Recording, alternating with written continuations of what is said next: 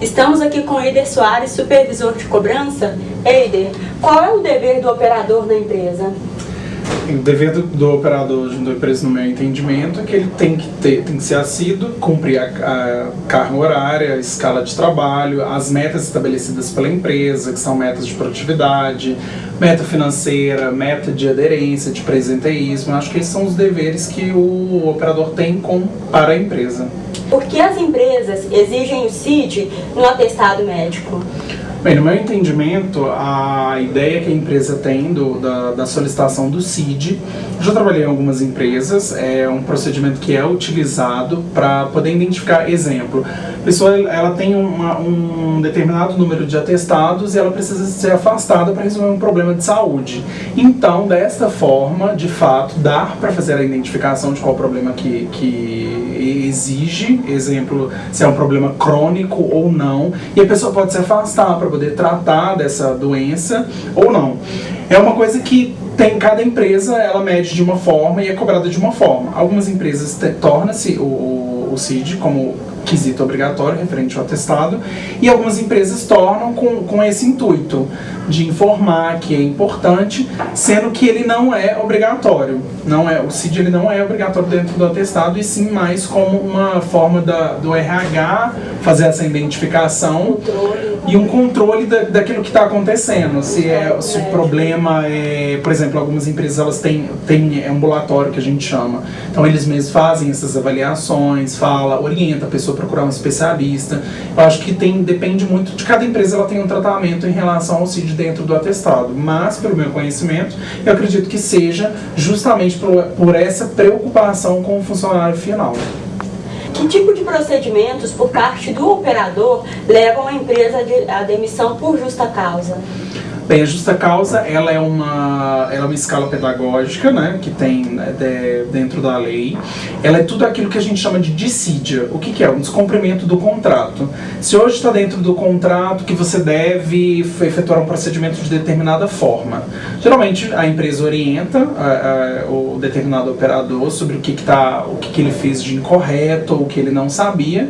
Depois dessas orientações, se ao persistir dentro do mesmo problema, é aplicado a escala pedagógica, que geralmente a escala vem de escrita, verbal, primeira escala que a gente chama mais conhecida como balão, que é a suspensão de 2 dias, suspensão de 3 dias e justa causa, sendo que não necessariamente existe uma escala a ser seguida, e sim o peso do problema, aquilo que impacta, interfere o contrato que a empresa fez com aquele funcionário. Então, dependendo do que ele está de desacordo dentro do contrato, é feito essa medida de peso, claro que é feito dentro do departamento jurídico e dentro do RH da empresa. Então ela decide qual é aquela pena, a advertência do que aconteceu será aplicada. Então isso pode levar a uma justa causa. Exemplo, chegar sempre atrasado, ter ausências injustificadas, elas são passíveis porque você está descumprindo um contrato de trabalho, porque no seu contrato fala, você vai trabalhar 6 horas, você vai trabalhar por escala nos finais de semana, você tem que estar presente, se não for uma forma justificada, que é, por exemplo, o atestado médico, o médico ele atesta que você está incapaz de trabalhar naquele determinado dia. Então ele não é passível de uma sanção disciplinar. Já uma falta injustificada é passível de uma sanção disciplinar à medida que é feito. Acho que existe todo um contexto, depende de como que é visto.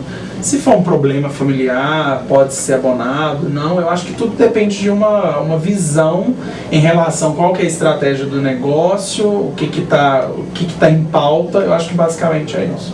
Mas ocorrências erradas no sistema também podem levar à justa causa? Eu acredito que assim, cada empresa ela tem um procedimento a ser levado.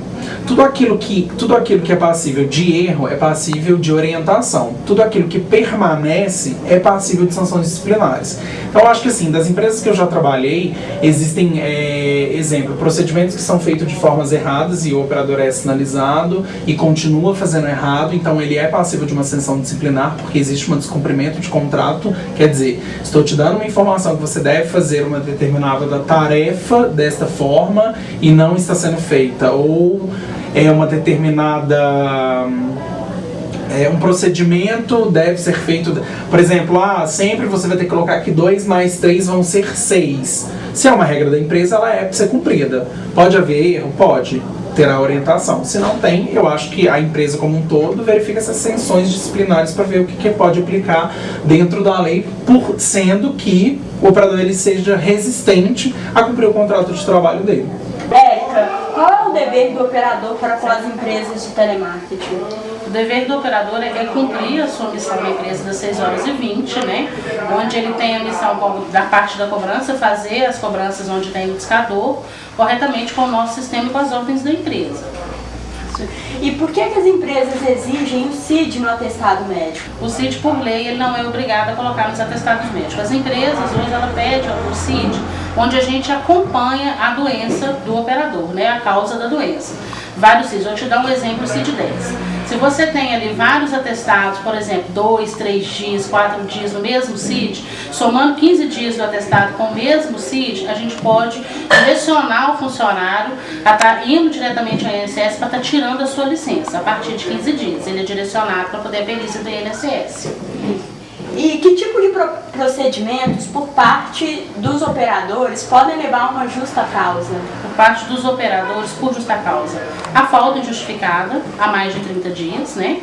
No período de 30 dias, a empresa já pode recorrer à justa causa do operador, onde a empresa, em cima disso, ela manda notificados em jornais, comparecimento do operador à empresa. Ele não comparecendo, ele é demitido por justa causa por faltas injustificadas, por abandono de emprego. Isso. E ocorrências erradas no sistema também levam a empresa à demissão por justa causa?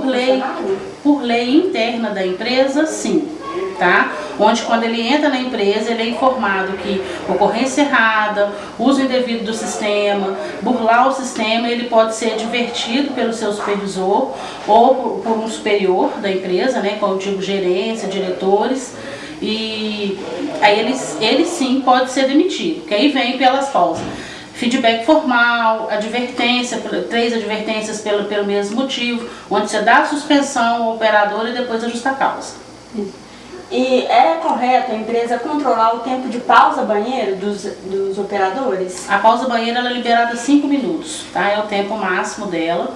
E ela pode ser controlada a partir do momento que ela é usada abusivamente, né? Quando é tirado várias vezes no dia sem necessidade. A não ser que o operador chegue e fale que está passando mal, que tem a necessidade do uso do banheiro, principalmente mulher, né? Mulher tem mais necessidade do uso do banheiro. Quando isso é informado ao seu supervisor ou ao seu superior, sim, a gente controla a pausa. Fora isso, não. Quando o empregado entra com um pedido de rescisão contratual, quais são os direitos dele?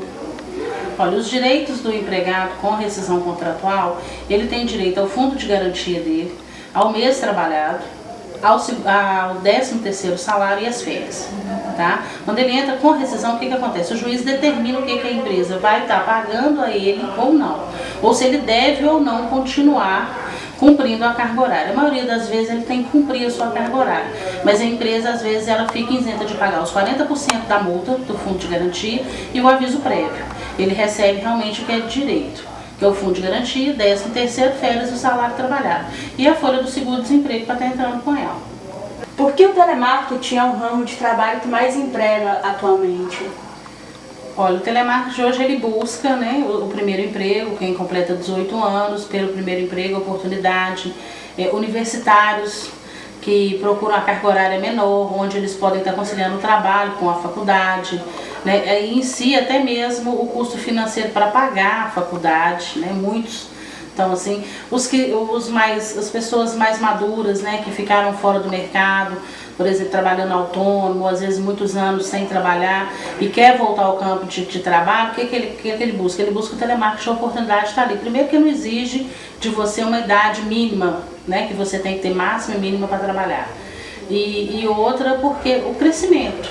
Eu mesmo eu voltei 10 anos depois, né, eu sou cabeleireira, voltei 10 anos depois, e fui como operadora de receptivo, de telefonia, depois fui para cobrança e onde eu vi o crescimento dentro da empresa profissional, onde hoje eu cheguei à supervisão. E muitos enxergam esse trabalho assim. Tanto o próprio universitário, ele vê também o telemarketing como uma forma de estágio, trabalho, dependendo da área que ele está fazendo. A oportunidade cresceu por isso. tirando a rotatividade, que é muito grande. Mas mesmo assim, ele é o ramo que mais emprega hoje. E por que você acha que tem essa rotatividade tão grande se é um mercado que, de certa forma, paga bem e é tão amplo? Olha, a rotatividade depende muito da maturidade de cada um. Isso não é nem questão de empresas. Eu trabalhei em 3 empresas de telemarketing, né? Eu vim de uma de telefonia, depois eu vim uma de cobrança de banco, e aonde agora eu estou de cobranças, né, em geral. E muita gente não se adapta à forma que a empresa trabalha, às vezes o jeito. Tem pessoas que não gostam mesmo, chega lá e vê que não tem aptidão nenhuma para estar ali, para atender telefone, para falar com as pessoas. A rotatividade vem disso.